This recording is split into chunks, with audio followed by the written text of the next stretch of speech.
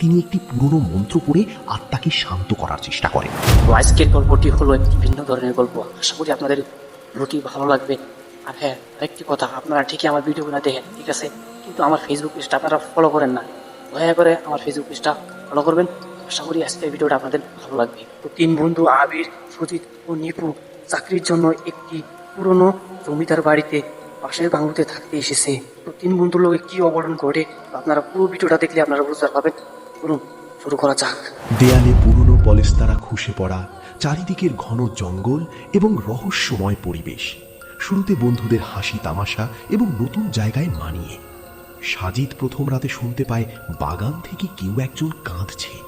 আবির সেটাকে বিড়াল বা বাতাসের শব্দ বলে উড়িয়ে দেয়। পাশের বাড়ির এক রহস্যময়ী বৃদ্ধার সাথে দেখা হয়, যিনি তাদের সতর্ক করে বলেন সূর্যাস্তের পর যেন কেউ বাগানের ওই পুরনো আম গাছটার নিচে না যায়। নিপুর ঘরে রাতে পানির গ্লাস নিচে নিচেই ভেঙে যায়, দেয়ালে নখের আঁচড় দেখা দেয়।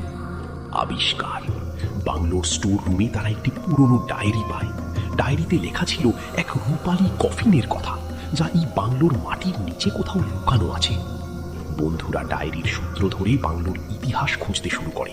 তারা জানতে পারে অনেক বছর আগে এক ধনাঢ্য ব্যক্তি তার প্রিয়তমার মৃতদেহ একটি রূপালী কফিনে ভরে এখানে সমাহিত করেছিলেন, কিন্তু সেই আত্মা কখনো শান্তি পায়নি। ভয়ঙ্কর রাত, বাংলোর ভেতরে তাপমাত্রা হঠাৎই হিমাঙ্কের নিচে নেমে যায়। রাত 12টার পর বাগানের সেই আম গাছের নিচ থেকে মাটি খুঁড়ে কফিনটি বের করার এক অদ্ভুত শব্দ শোনা যায়। তিন বন্ধু টর্চ নিয়ে বাইরে যায়। দৃশ্য, তারা দেখে মাটির নিচ থেকে একটি চকচকে রূপালী কফিন উঠে আসছে। কফিনের ঢাকনাটা ধীরে ধীরে খুলে যাচ্ছে এবং সেখান থেকে বের হয়ে আসছে এক দীর্ঘদেহী কালো অবয়ব। বন্ধুদের প্রাণ ভয়ে পালানো এবং বাংলোর ভেতরে আটকা পড়া, সমস্ত দরজা জানলা নিজে থেকেই বন্ধ হয়ে যাওয়া। বৃদ্ধার হঠাৎ আবির্ভাব, তিনি একটি পুরনো মন্ত্র পড়ে আত্মাকে শান্ত করার চেষ্টা করেন। জানা যায় কফিনটি আসলে মাটির নিচে নয়, বরং তাদের মনের ভয়ের ভেতরেই ছিল।